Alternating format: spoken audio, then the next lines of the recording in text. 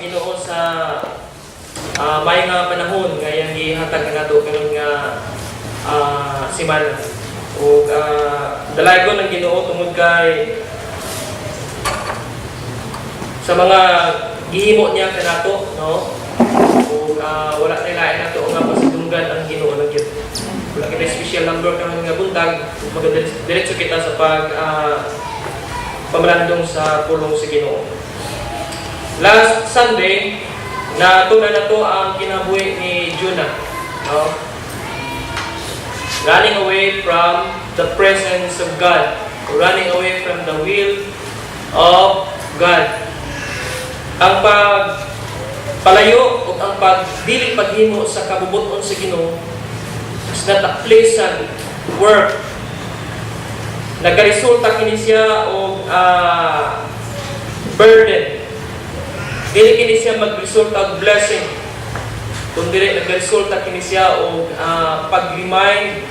reminders kanato labi na sa mga Kristohanon nga gitawag sa Ginoo, unya nagpabungol-bungol sa tawag sa Ginoo. Nga ang Ginoo nagapangita siya og pamaagi nga ang atong atensyon mabalik sa iya. Now, karon nga buntag, please i-open nato itong mga Bible din sa Jonah chapter 2. Jonah chapter 1 verse 17 and chapter 2 verse 1.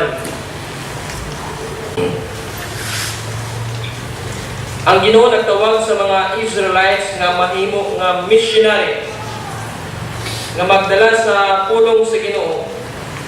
But as ang Ginoo nagtawag sa certain person,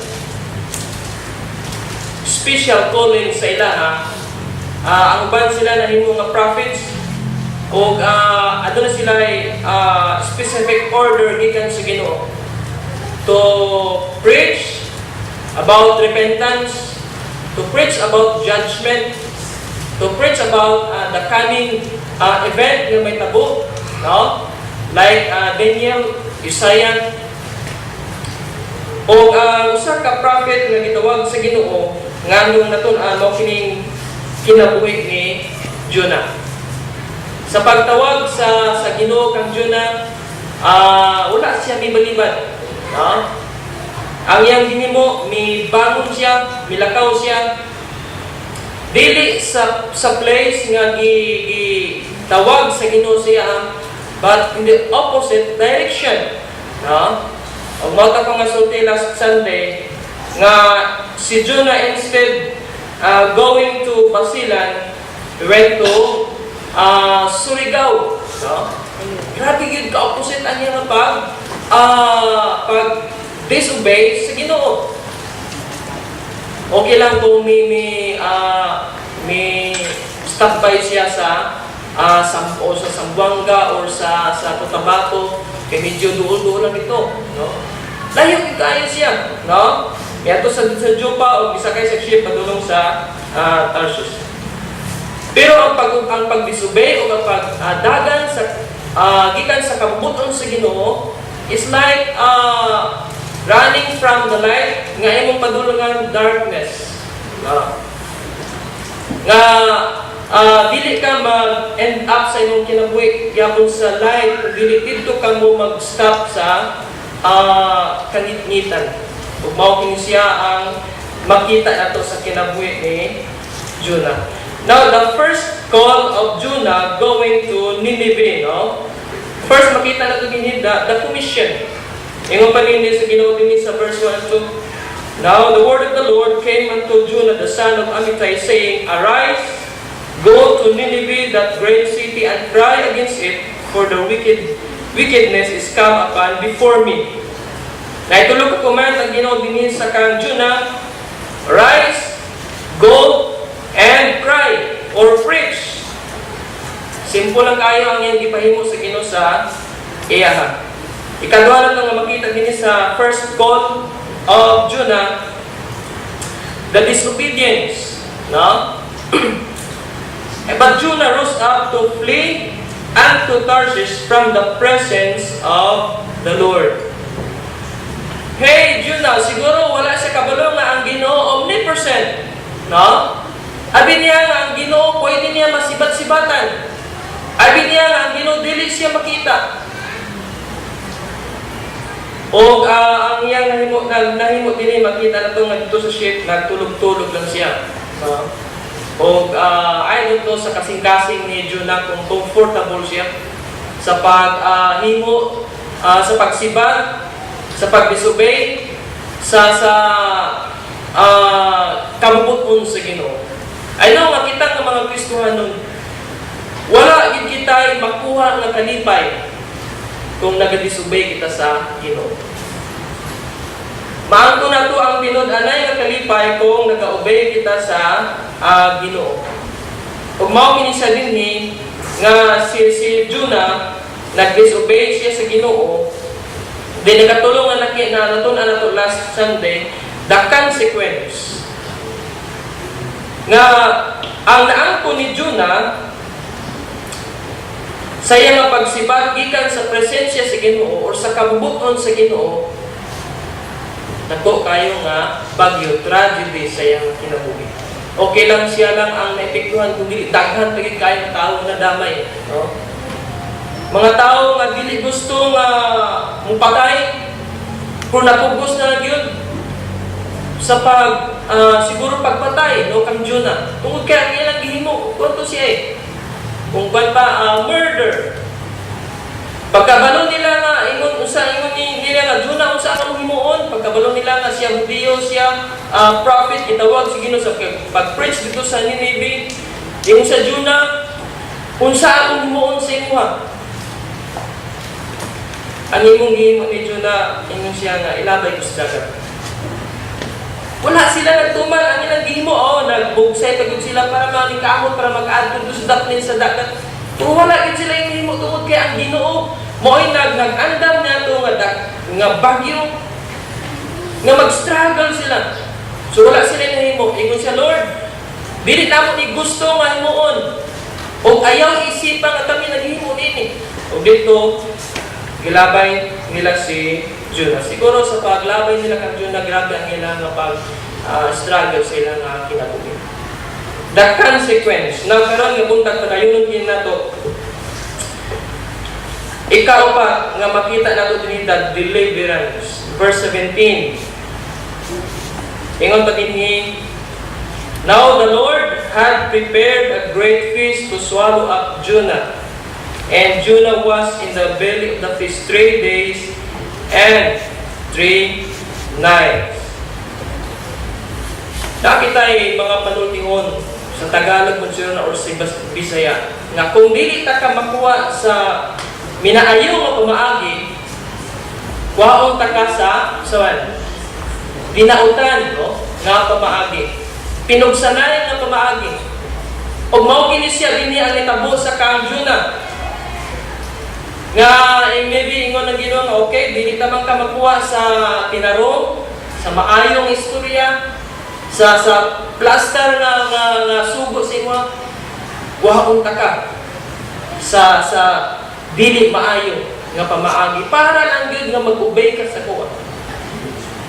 Usahay natong mga anak kung dili usahay labi na sa mga bata, istoryahan nimo tarong dili gyud mag-usahay dili magtuman. Pero kung ipakita nimo ang bunal o patilawon nimo siya, diha na mag-obey, no? Usay-usad kita ng mga Kristohanon, usad nga na siya kinaiyan nato usahay. Nga kung dili mag-abot sa tuwa ang mga testing, dili kita mo sa sige, Lord, magalahagad ako sa imo. Kuhaan na ni siya. Pag mao kini siya kang Jonah, mao kini nga ang Ginoo nag-andam og dako nga isda. Now, ang fish diri usa kini ka generic term, no? Ang fish diri wala kini nag-isgot about particular nga isda or siguro usa kini siya ka dako nga shark. Pero makita nato dinhi nga kini nga isda gikan gini siya sa Ginoo, sa special model from God nga gihimo niya para lang yun giandam niya para kang Jonah. butang din man ni o usang gini nga klase nga isda. Pero kita isda nga dako kayo nga I don't know kung si Jonah nagkalakaw-lakaw pa sa dito sa tiyan sa isda or ini nga time wala na sila katulog-tulog, no? Tungod sila sa kabaho sa tiyan sa isda, no? Kalangsa. Pero mo kini nga ang Ginoo nakig-istorya nakig-deal heart to heart na kang Jonah. Kung ang nakalamang lang kang Jonah tungod kay aduna siya ay repentant heart. O ang una gyud nga gihimo ni Jonah sa dihang gihagbong siya sa dagat o naglutaw-lutaw siguro unya ang mga seaweeds bakpo siya iya nga mahikapan. The first right thing nga iyang nahimo mao kini siya prayer. It was a prayer of repentance. Dili prayer sa pag-rebuild sa Ginoo. Now sa chapter 2 dinhi na makita the deliverance, no? Nga gihatag sa Ginoo sa iya. No makita nato dinhi Christians. Usa ka kamatuoran nga nakita nato dinhi nga once nga ang tawo ang Kristiyanon magrepent lang siya, ang Ginoo mag-deliver sa iya. If my people will call my name, I will heal their land. Diba? O ka na siyang kanta ni kisang nagkanta na? Jenny? No? O tinuod ka na siya, no? Sa kinabuhi na ito ng mga Kristohanon. Now, sa diyan na asa dito sa tiyan sa isda, ano na siya ay non-recognize, no? 5 things na na-recognize ni Jonah din. Number 1, he recognized God's authority. In verse 1, and then Jonah prayed unto the Lord his God. Sa diyang naa siya dito ang sa tiyan sa isda, si Jonah na-recognize niya ang authority sa Ginoo sa iyang kinabuhi. Sa dihang naa siya sa kalisod, ingon siya, I turn to the Lord, my God. No? Mubalik ko sa Ginoo. Nasayod siya that God was his Lord. O ang Ginoo na authority sa iyang kinabuhi. Nakinomdom mo sa prodigal son. Sa dihang gihawa siya sa panimalay sa iyang amahan, sa iyang family, gidala niya tanan niya nga bahandi o giurot niya. Sa diyang wala na si kwarta o naglisod na siya, ingon siya, I will go to my father. Wala na siya nahimo, kundi dito lang yun sa Ginoo. Mubalik ko sa ako amahan. O na si Dini makita na to nga si Jonah, acknowledge niya ang authority sa Ginoo. Now Christians, siguro sa pag-add sa mission field, siguro sa pag-teach sa Bible class, pag-share sa pulong sa Ginoo. Wala kita nagapalayo kita sa pag-share sa kaluwasan sa itong mga higala. Then the right place sa pag-stop o kinisyan is to pray and acknowledge sa ato mga weaknesses. And pray sa Ginoo. Prayer of repentance. Kung mo kinisyan ang nahimo ni Jonah. God, siya, God, I stop running. O i-admit ni Jonah nga Ginoo siya ang control sa iyang kinabuhi. Then ikaduha, nga na-recognize din ni Jonah, dili lang authority sa Ginoo, but he recognized his predicament, difficult situation. In verse 2, and said, I cried by reason of my affliction unto the Lord. Now sa NIV, mo kinisya din ang pagka-translate, no? Yung pangkulong din sa chapter 2, verse 2, he said, in my distress, na-acknowledge, nakita, na-recognize ni Jonah ang kalisod sa iyang kinabuhi, nga ang pagdagan di ay sa presensya sa Ginoo, pagpalayo sa kabuton sa Ginoo, dili gid maayo. Lord, abi nako ang pagpalayo sa imo okay kayo, dili gid maayo. Ingon siya, in my distress, he recognized God's or his predicament, difficult situation. O ang iyang pag-recognize, nakita nato din nga, Lord, kining tanan, resulta kini siya sa ako nga pag-disobey sa imo. Sa tanan ng mga kalisod sa ito ang kinabuhi, ay nga kita maka-determine kung kini siya ba resulta sa ako ang pag-disobey sa Ginoo o kini siya ba testing sa Ginoo sa akong kinabuhi. Kung nagadepende ka na siya sa ato ang pag-react, nagadepende ka na siya sa ato ang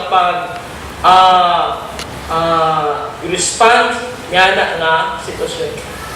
Lord, makinumanon man ko sa imo nga nung gialaman nimo ni sa kuha. So wala kay nimo nga sala, makinumanon ka sa Ginoo pero gialaw gyud sa Ginoo ang testing sa imong kinabuhi makaingon ka kini siya na purpose sa Ginoo. O kini siya para kini siya sa kaayo. O siguro makaingon kita nga Lord, nga naman ni siya, ay na ako'y nahimo nga sala. Na ako'y sala nga wala man ako napangayuan o pasaylo sa Ginoo. Sa akong himuon first, magrepent ko sa ako nga gihimo. Or maybe na ako'y dili ako makinumanon din sa imo ug mao kini siya ginaalaw sa Ginoo. Ug mao kini siya dinhi nga sa kanjo na recognize niya ang difficult situation nga dili gyud maayo ang pagpalayo sa Ginoo. Then ikatulog din nato makita nga na-recognize ni Jonah while he was still in the belly of fish. He recognizes God's forgiveness. In verse 7, in Jonah chapter 2, yung padinig, when my life was ebbing away, I remembered you, Lord, and my prayer rose to you through your holy temple.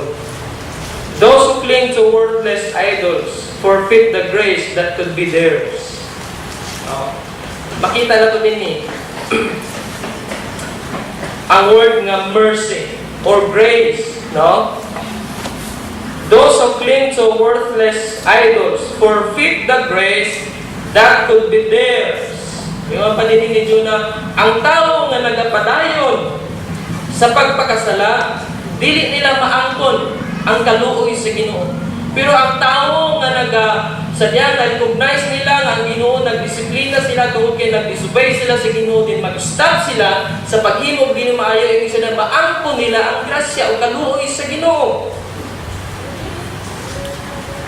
Forgiveness is available sa tanan ng mga Kristohanon nga mag-repent o magpaubos sa ilang kaugalingon. Ang wording sa si King James is lying or din sa verse 7, when my soul fainted within me, I remembered the Lord, and my prayer came unto thee in thine holy temple. They that observe lying vanities forsake their own mercy. Ang wording nga lying, bukasabot is worthless. O kini siya ang NIV din nga word, worthless. Nga ang usa ka tawo nga nagauna-una nga malipayon siya sa paghimo niya sa iyang kaugalingon nga kabubuton, ingon sa dinhi nothingless. Worthless ka na siya. Nga nakasipat ako sa Ginoo, wala na ako sa kabubuton sa Ginoo. No, ingon si Jonah dinhi ang grasya sa Ginoo, ang kaluoy sa Ginoo, dili nimo maangkon. Dili ka upat dinhi nga makita nato dinhi. Sa diyang naasa tiyan si Jonah sa isda. He recognized God's calling. Now, dinhi pa niya na-realize na gitawag ito sa Ginoo. Gitawag kita ko ni mo, Lord. O dinhi, in verse 3, ingon pa sa dinhi, you hurled me into the deep, into the very heart of the sea. Gilabay ko nimo with force gyud, no? Dito sa ilalong sa dagat, dito sa kailadman sa dagat, and the currents swirled about me, all your waves and breakers swept over me. Siguro karang si Jonah ang Ginoo nagpadala og paglabay siya sa dagat, gililo siya. Padulong dito sa ilalong. Kung kana na-realize ni Jonah Ginawa kita ito ni Lord, no? Tungod kay imong gibong nga gigimay. And verse 6, ingon tayo din to the rock of the mountains, ay isang taon, the earth bared me in forever, but you brought my life up from the pit, O Lord my God. Nga Ginoo siguro maingon ka nato nga bahala ka, no? Mangita ni guglaing prophet. Nga wala man lang imong ngayon niya, di ba? Ikaw ang prophet nga nag-disobey, bahala ka sa mong ginabuhi. Mamatay ka din ha. Magtawag og lain nga prophet nga mag-obey sa kuwa. Pero ang Ginoo wala naghimo niya na. Ang Ginoo nahigugma kang Jonah, ang Ginoo special, iliwala siya nga pagka makasasala. Ang Ginoo nag-prepare og isda para sa pag-deliver kang Jonah, para sa pag-rescue sa Then ikalima din nga na-recognize ni Jonah. He recognized God's power in verse 9. But I with a song of thanksgiving will sacrifice to you. What I have vowed I will make good. Salvation comes from the Lord.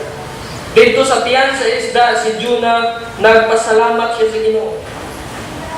Ingon sa dinhi, salvation comes from the Lord. Now, paano kini nahimo nahimo ni Jonah? By faith, makita nato dinhi, by faith nasayod siya nga ang Ginoo mag-rescue siya. Ang Ginoo andam og siguro mababalik siya sa diin kung asa gusto siya nga moadto. Ug dinhi makita nato Jonah nag-recognize, no? Na-recognize niya ang pipila ka mga butang. He recognizes that God is able to deliver because God is in control. Because God is in control. Kining word, usak assurance sa mga Kristuhan. Na kung wala kita sa pag-control sa Ginoo, I don't know kung asa kita gano'n. Pero pasalamat kita tungod kay ang tanan ng mga panghitabo, Ginoo, ano sa kita nga ang Ginoo na-control kini nga tanan. Ug mao kini siya ingon ni Jonah, salvation comes from the Lord.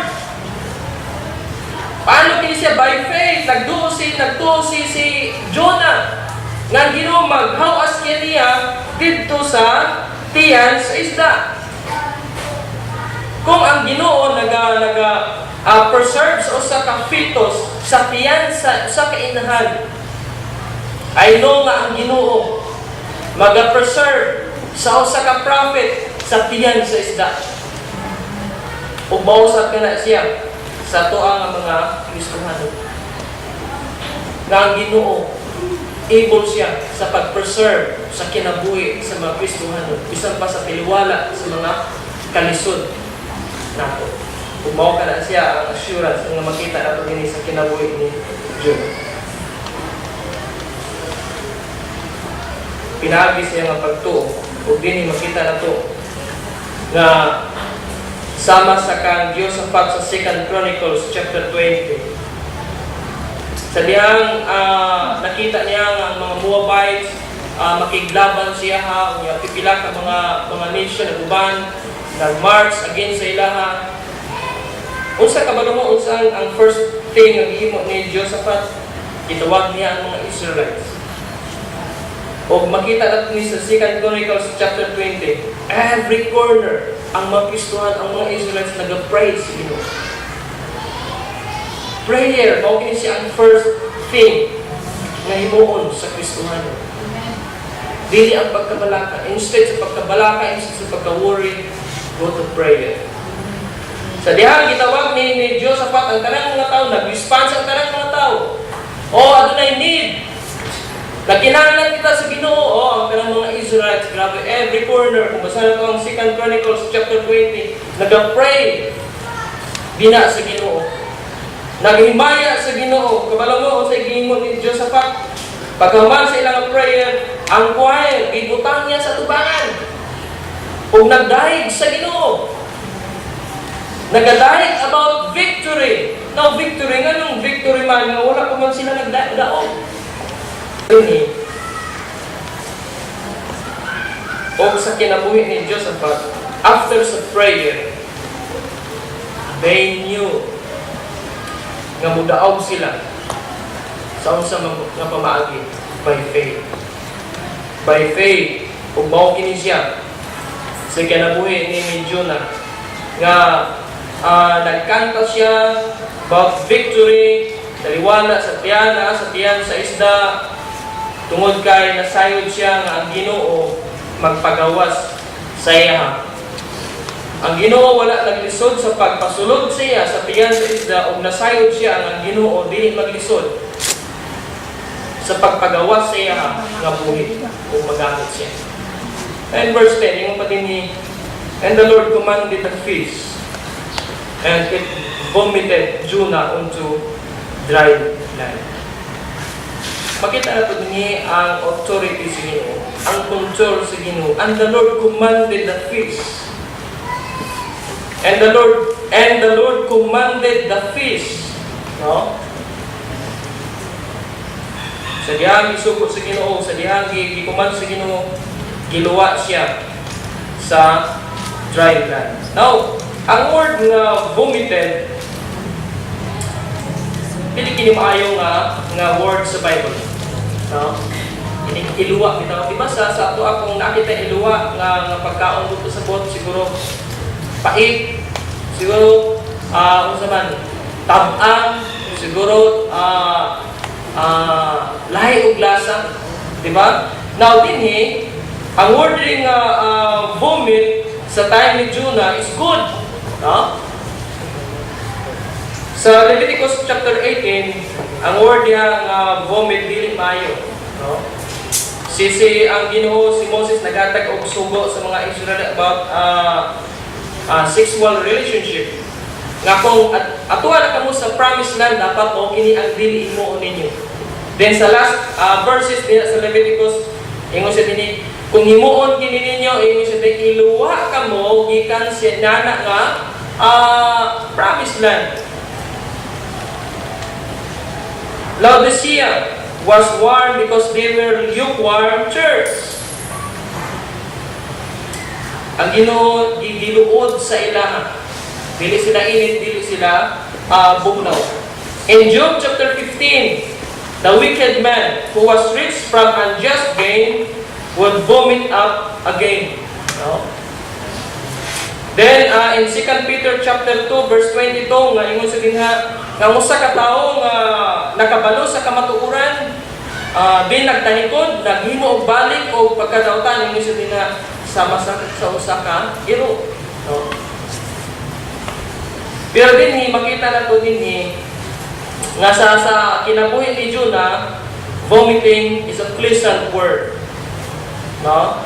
Tungod kay mao kini siya ang pamaagi sa Ginoo siya nga luwa siya dito sa lugar nga siliin dito ang Ginoo gusto nga ihatag siya. So the disobedient missionary delivered sa Ginoo, recovered by God. O dinhi makita nato nga gigugman siya sa Ginoo ug adunay paglaom, dako nga paglaom sa iyang kinabuhi. Now kung kita nga mga Kristohanon, kung i-evaluate nato itong kabulingon, kung nagapalayo kita, kung wala kita nagahimo sa kabubuton sa Ginoo, nadungog nato ang tingog sa Ginoo, nadungog nato ang sugo sa Ginoo sa itong kinabuhi, then dapat i-recognize nato ang authority sa Ginoo. Nga siya nag-control, siya ang na-control sa itong kinabuhi, dili kita. Di ba sa itong pagdawat kang Jesus Christ, itong personal na malos na inyong kita, Lord and Savior. Ngabot pasabot, sa una, sa dili pa kita Kristohanon, kita ang nagalingkod sa lingkuranan sa itong kasing-kasing. Pero sa dihang nadawat nato si Jesus Christ, siya na ang nagabuot. No? Dili na kita. Ang Ginoo ni nag-control sa itong kinabuhi, siya na ay authority sa ato ang kinabuhi tungod kay gibalik kita niya ikaduha nga pagpalit sa Ginoo sa tuwa. Then recognize your predicament, difficult situation. Lord, kini nga situation, side ko nga mo, resulta kini siya sa ako nga pag-disobey na kini. Then, ang imo na to, repent from your sin. Recognize the power of God na able siya sa pag-ahimo niya. Kung mo kini siya ang itabo din sa first calling of Jonah, of God, sa kinabuhi ni Jonah. Now, mato kita sa ikaduha, the second calling of Jonah. Sa dihang i-deliver na siya sa Ginoo, na dinin natin makita nga gitawag siya balik sa Ginoo. Wala ninyo ng Ginoo nga, Lord, Jonah, okay, wala ikay pulos ng missionary. Giluwas na ka, balik ito sa inyo kaya nangita kong lain ng missionary. Pagkahuman, pag-deliver, pag-disobey ni Jonah sa Ginoo, dinisibat siya sa Ginoo, ipangita siya sa Ginoo, giapa siya sa Ginoo, gikuha siya sa Ginoo. Wala siya gikuha sa Ginoo sa minayo, nangyang Ginoo nangita isog pamaagi, naghimo siya bagyo, naghimo siya isda para lang yun pagkuha kang Jonah. O din gitawag siya balik sa Ginoo. And Jonah chapter 3, makita na ito una din ni Maugya po, the commission. Ingat po din verse 3, chapter 3, verse 1. Then the word of the Lord came to Jonah a second time. And second time, go to the great city of Nineveh and proclaim to it the message I give you. Wala na usab ang sugo sa Ginoo, wala na usab ang mission sa Ginoo sa iyang kinabuhi. Go preach about repentance. Nga kung dili sila mag-repent, ang Ginoo mag-judge sila.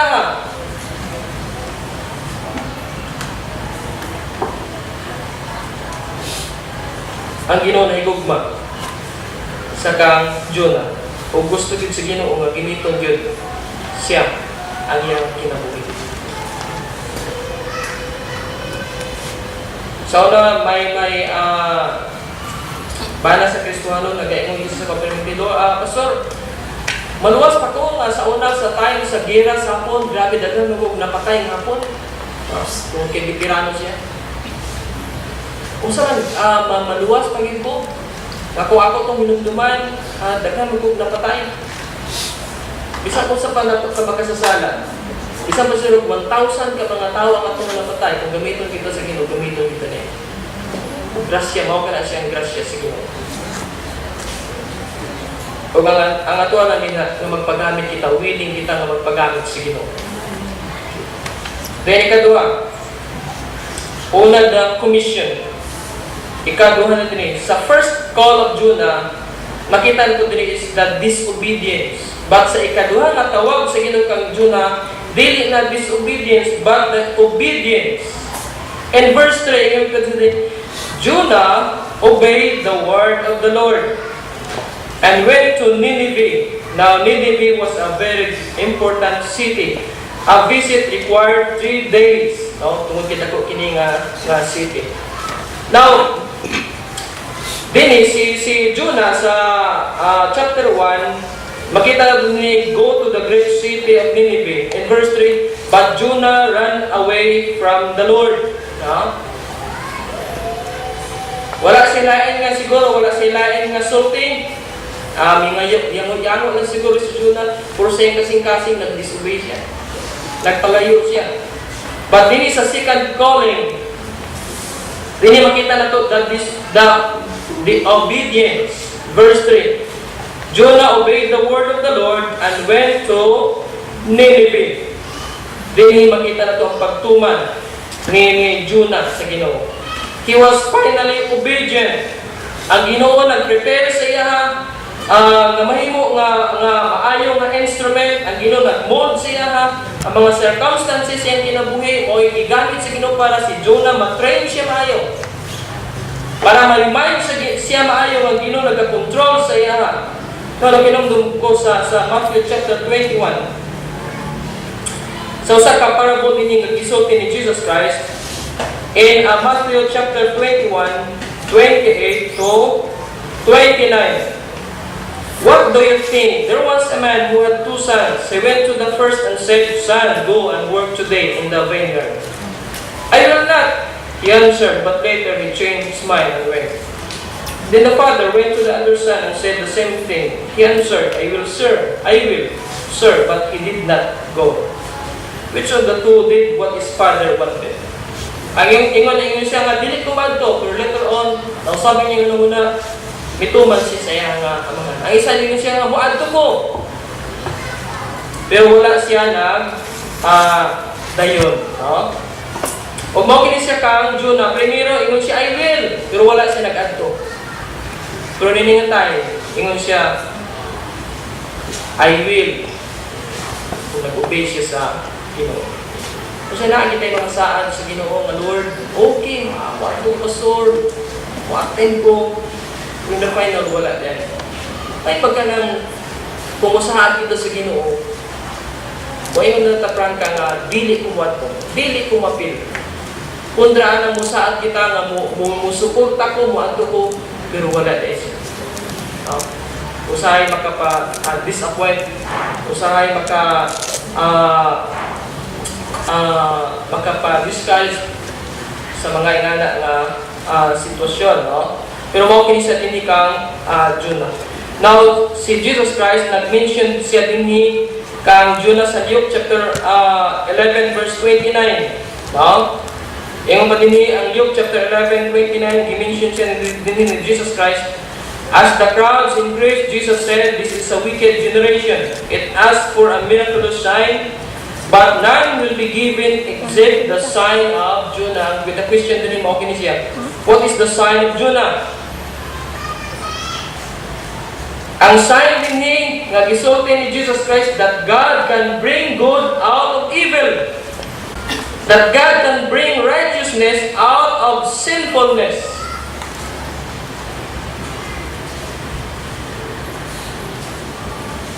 Ang Ginoo, kuwaon niya ang judgment kung ang tao mag-repent. Kung ang tao mag-stop sa paghimo niya. O dinhi, makita nato nga na-prove kini ni Jonah sa diyang nag-adto siya sa Nineveh. Ingon siya, "You are wicked people." Ang Ginoo, kung dili ka mo mag-repent, ang Ginoo magpadala og mga katalagman sa inyo ha. Ug siguro gi-example ni Jonah siya nga kinabuhi.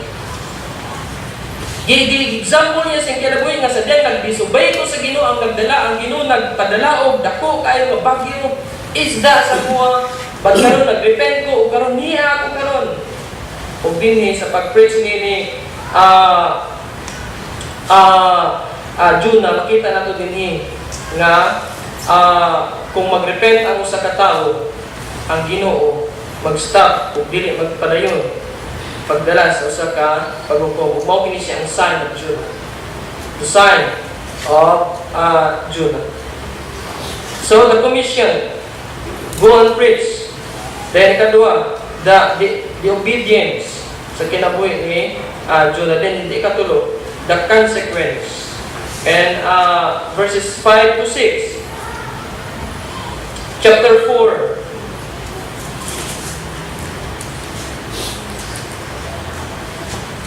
Then said the Lord, "Dost thou wilt to be angry?" So Jonah out of the city sat on the east side of the city, and there made him both, and sat under it in the shadow till he might see what would come of the city. Sa pag-preach ni Jonah, ang tanang tao, ang tibuok city, nag-repent, o dinhi makita na ito nga naluwas sila.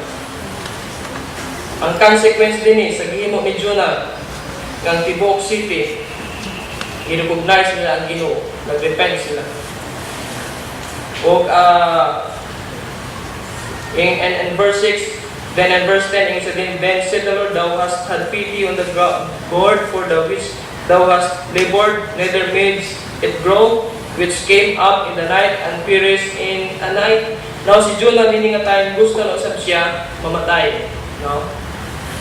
The consequence ng tibuok city naluwas, no? Even ang king.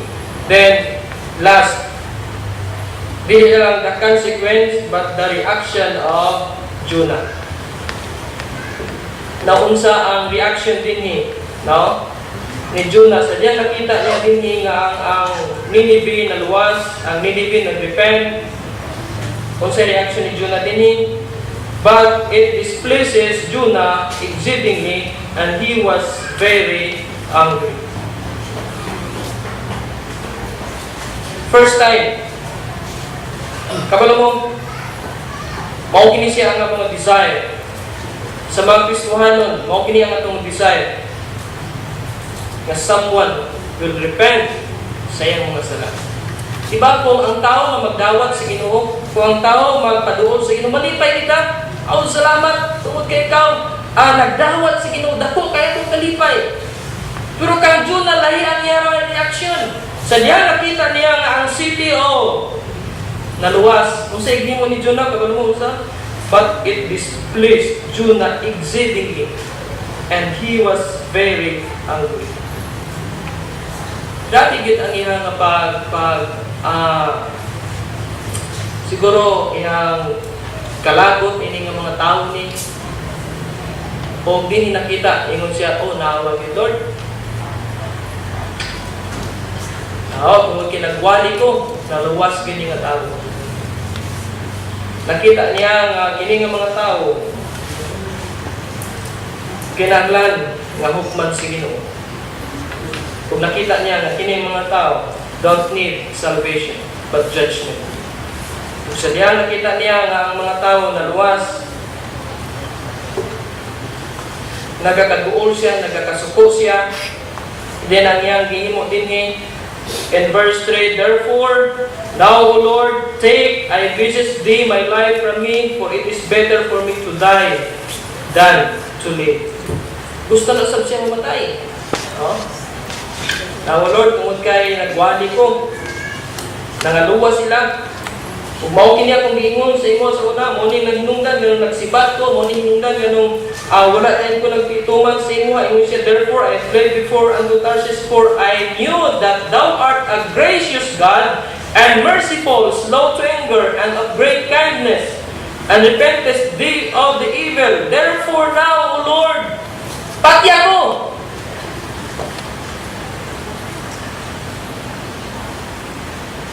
Kami nga mga pastors, kung na'y maluwas, madalagin na sa church, lipay kayo. Dili kami gusto nga mamatay. O dako kayo ang kalipay kung mao ka na siya may tago, pero pag June na lahi ang niyang reaction. No? Lord, tungod kay ikaw, matinumalog ka, maluluyon, merciful, slow to anger, great kindness, and repentest thee of the evil. Yung sa dinila, therefore now, O Lord, take, I beseech thee, my life from me, for it is better for me to die than to live. Then also itubag sa ginutini. Then said the Lord, thou is thou will to be angry? Tama kay rason, ama kay rason nga magkasako ka Jonah. Na wala sige tubag si Jonah, dili kabalo mo sa iyang gihimo. So Jonah went out of the city. Wala pa siya, naapagin siya paglaong siguro, ako kung bini sa Ginoo. Wala pagin siya, naapagin siya, unang-unang maabot pagit ang judgment sa Ginoo sila. Ayan, gini mo, may hawa siya sa city, o ngato siya dito sa medyo taas na lugar, and there made him a boat, and sat under it in the shadow, till he might see what would become of the city. Naghimo siya, siguro kapasilungan niya, ginatanaw niya ang city. Kanos ang ginihukman si Ginoo, kanos ang nipakyon si Ginoo ni mga tawhan natin. Wala yun. No? Then, and the Lord God prepared a gourd and made it come up over Jonah, that it might be a shadow over his head. Himuan si Ginoo, ipatubo si Ginoo sa kabay, nga mo'y magpalandong siya, dili siya mainitan, to deliver him from his grief. So Jonah was exceeding glad of the gourd. Nalipay si Jonah tungod kay na ay gipatubo si Ginoo nga bahin siya. Wala siya nalipay kay naluwas ang mga tao. Nalipay siya tungod atong itubo nga nagpasilong siya. But God prepared a worm. Kabalo mo makita na ko din nga ang Ginoo busy gyud kaayo para kang Jonah. No? Ang Ginoo busy siya para kang Jonah, gihimuan si Jonah o vine nga makapasilong siya. Ang Ginoo na po naghimo og worm, nagpadala og worm para mutaon niya atong mga dahon-dahon.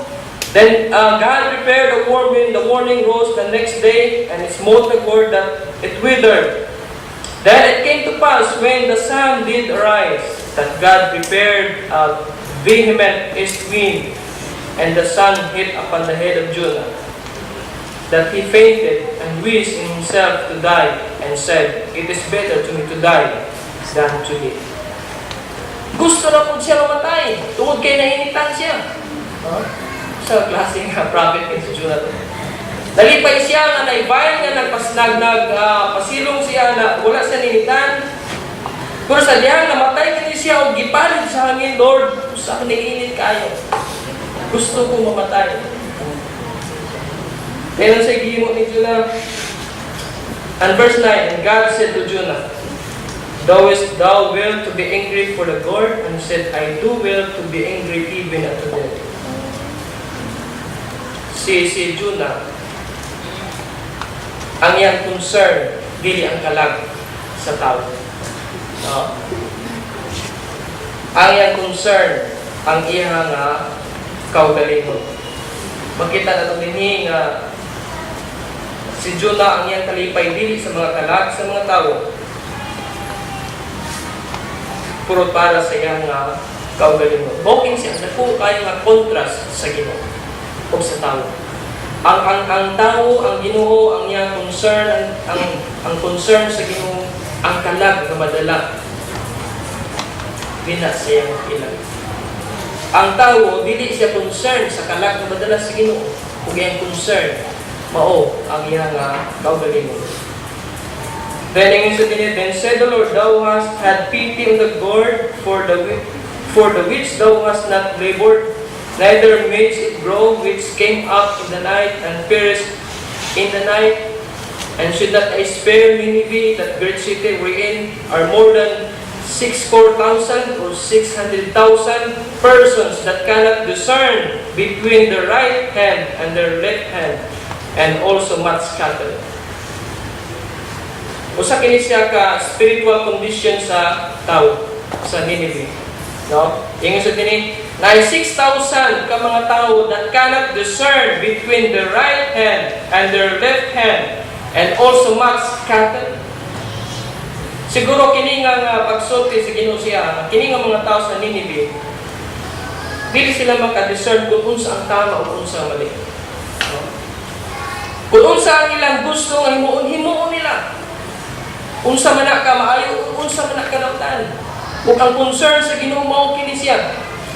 Nga kini nga mga tao maluwas pinaagi kang Jonah. Ug mao kini ang atong concern ba karon, ang atong comfort, ang atong health, ang atong happiness, ug wala kay tay concern sa kalag sa tao.